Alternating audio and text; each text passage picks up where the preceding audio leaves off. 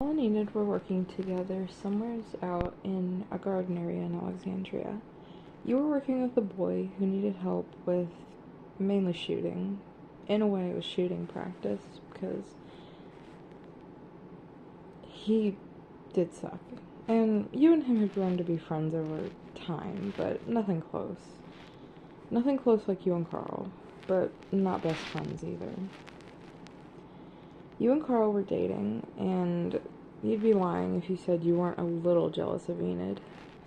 Enid was gorgeous, and you always thought that Carl wanted to be with her over you, when that's not the case at all, but you didn't seem to understand that.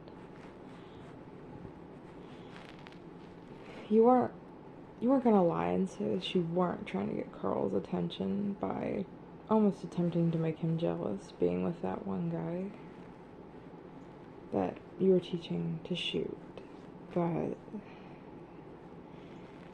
it didn't work. He barely even looked your way. He was working with Enid, but it looked almost personal. But you knew Carl was not that type of person. He would never do something like that to you. He would never do something to hurt you. Not like that at all. You didn't hate Enid. Hell, you didn't even dislike her. She was an amazing person. But a little part of you wanted to start disliking her. Just a little bit. As your boyfriend, and this obviously being no secret to anybody. I mean, hell, even Rick knew, but really nobody was trying to hide it. Not you and him, that's for sure. But even though trying to make Carl jealous didn't work, you weren't going to give up right there. You were stubborn, and you were persistent on just trying to make him at least turn his head, just to look at you, but nothing seemed to work. But you weren't going to try to get in the middle of them. You didn't want to risk an argument between you and Carl. You didn't want to risk anything of that manner because you loved him, and you didn't want it to be like anything toxic. You didn't want him to think that you were a possessive person, which you're not. Everybody has their moments, especially Carl, but he won't tell you that completely. He's better at hiding his jealousy. A little bit better than you, but he won't tell you that out loud.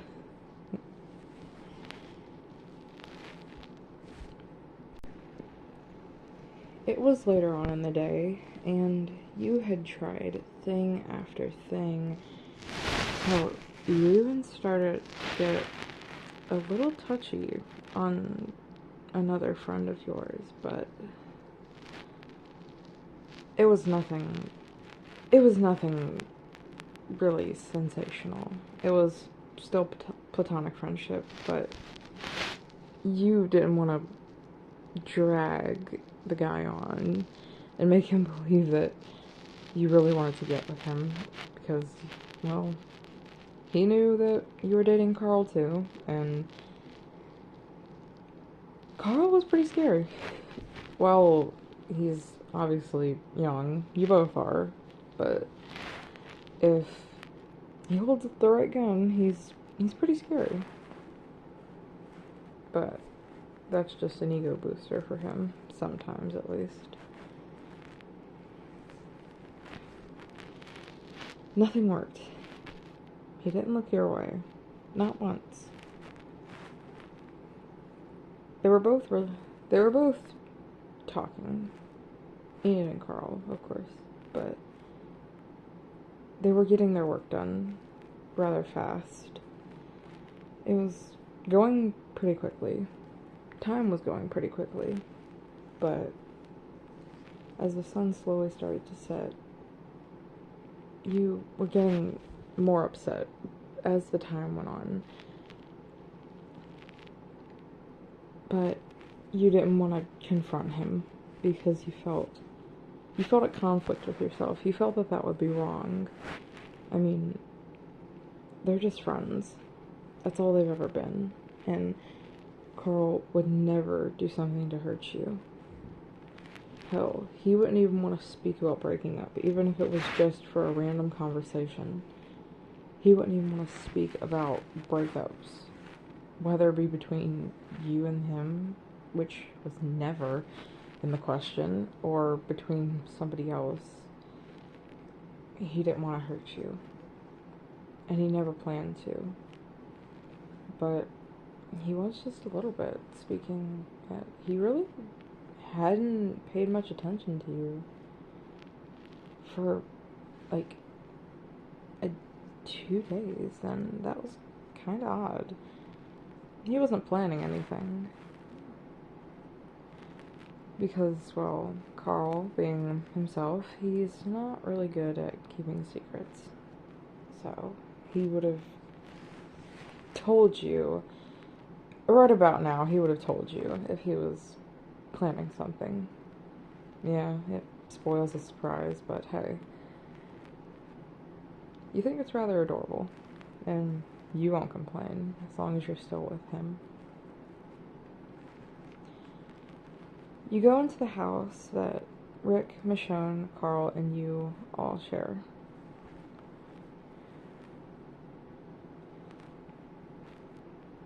Well, they share, at least. You like to stay over with Carl, at least. Since people were evenly grouped out, you stayed in the house with Carol and a few others, but you viewed Carol as a mother figure to you, hence your actual parents passing earlier on in the earlier stages of the apocalypse when you'd first met Carl. You both were probably only 12, maybe 13. But it was in Atlanta when Carl had found you.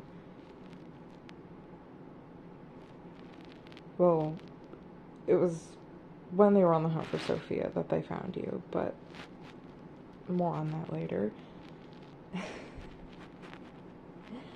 You go up to Carl's room. You did want to talk to him, and you knew he'd be back. And it wasn't unusual for him to find you in his room, whether it be reading one of his comics, being in his clothes, or just sleeping there. He knew it's what you like to do, so he never said anything. He didn't plan to either. He found it cute, but you waited, and that was when he came through the door. He sat his hat down on a little dresser and looked at you. He looked a little shocked to see you. You didn't know why, but this set something off in your head. Was he guilty of something? It's like he was caught doing something. But unannounced to you, Carl was just a bit of a dumbass, and you knew that, but don't tell him that.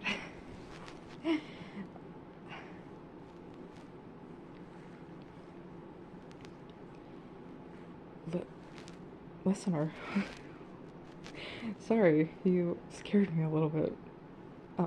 Didn't expect to see you here. Haven't seen you over in a little bit. How are you doing? His tone was soft and clearly loving, but in your little jealous mood, you didn't want to hear that. Almost like you wanted to hear that he had done something, just to satisfy the jealous side, but you knew you really would not want to hear that. You look at him, You don't look the happiest, and he can tell. His smile drops, and he walks closer to you, sitting on the bed next to you, taking your hand. Sweetheart, are you okay? You don't look happy, or even just, you don't really look, you don't look happy, honey. Are you okay? He says, he obviously sounded a bit distraught, but he was just trying to figure you out. You know, he'd never really seen your jealous side since, him and Enid hung out on occasion, because, well, everyone has their respective duties, and that included even the younger people, because all help is good help, even if it's from literal teenagers.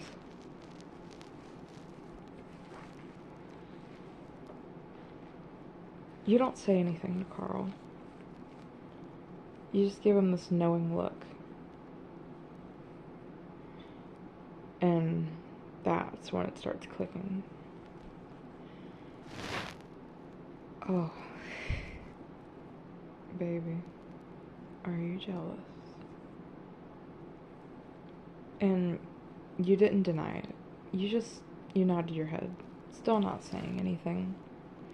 You just nodded. He automatically knew what this was about.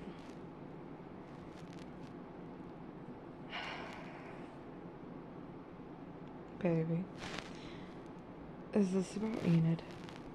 Is this about me and Enid working today?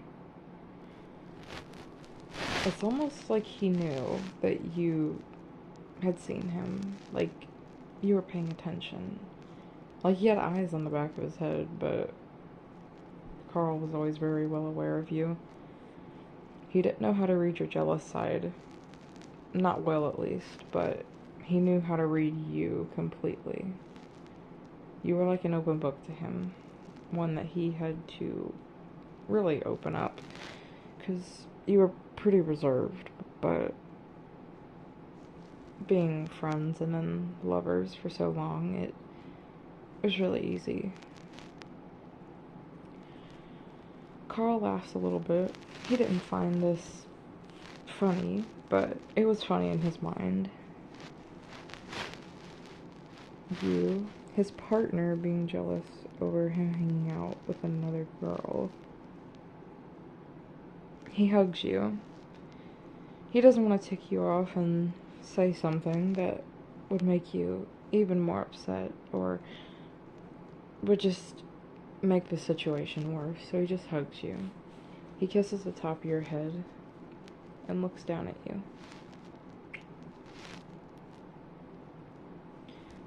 You can tell me how you feel, baby. I'm listening. I'm sorry. No, it's not funny. It's not funny, I promise. It's not funny. I don't think this is funny. But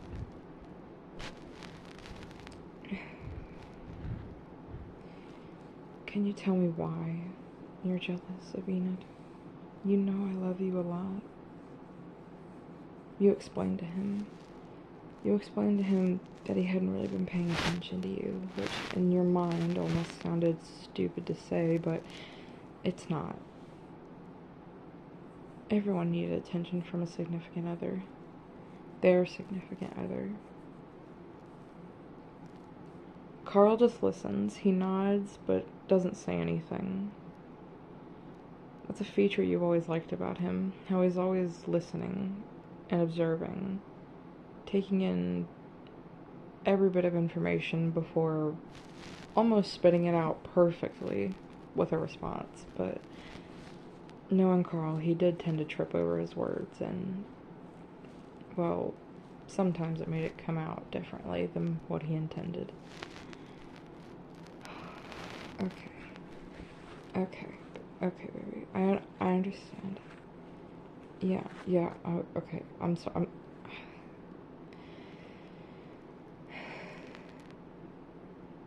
Carl takes a deep breath before really getting his sentences together. I'm so sorry, baby. I don't I don't know how I didn't really pay attention to you for a little bit. That was not right of me. I'm sorry. But me and Enid, we're just friends, baby, I promise. You nodded. You knew this. You knew that they were friends. You knew they had been friends for a little bit. And you weren't a crazy person. You weren't gonna rip him away from a friend that just so happened to be a girl, all because you were jealous, because that wasn't right at all. So you nod and you explain that you knew. Yeah, I know. It's that bit's on my part, I promise, baby. I never wanted to do something, and I can see that it hurt you. But I promise we're close, but we're not as close as you and I are. I promise. Yes, I promise. Me and Enid are not as close as you and me.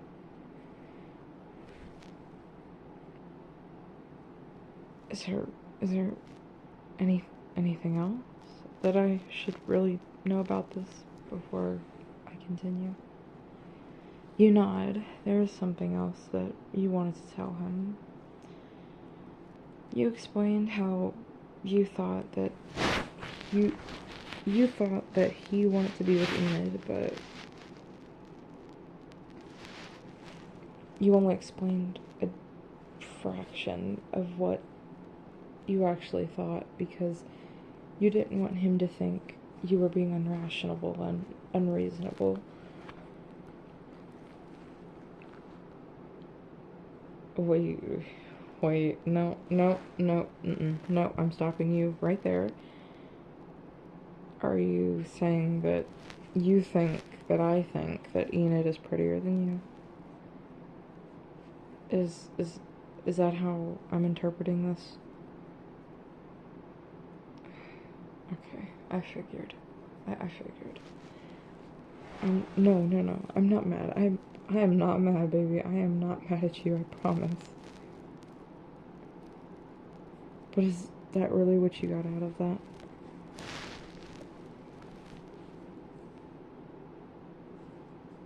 Yeah? What the hell? No, what do you mean that I think Enid is pretty? I mean, yeah, she's like pretty, I guess, but like she's not as pretty as you, not at all.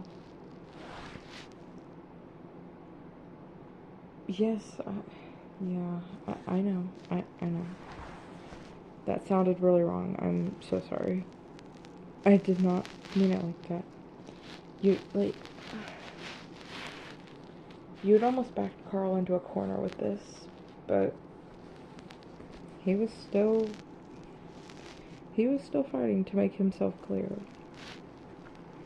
No, that is not what I meant. I promise.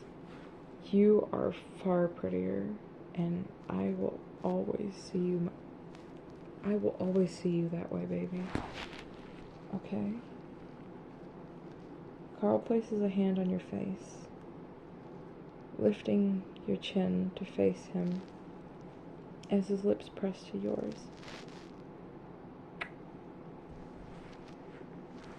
Don't ever think that you're less, and don't ever think that I'd ever replace you.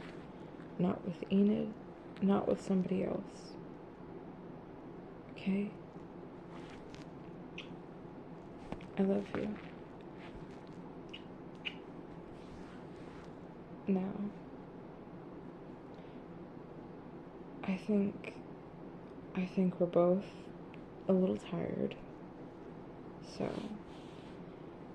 how about you lay down and I'll be right back out, okay? I just gotta get in the shower real quick, okay? Okay. I love you, baby.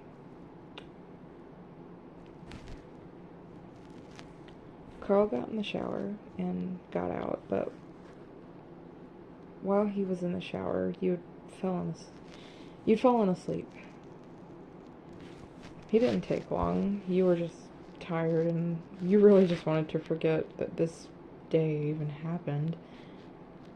But when he seen you, you were just wrapped up in a blanket almost, with your legs dangling off the bed from halfway sitting up. And he thought this was adorable. He scoots in next to you, lifting you up and placing your head on his chest. He kisses the top of your head. Good night, baby. I love you, and don't you ever forget that.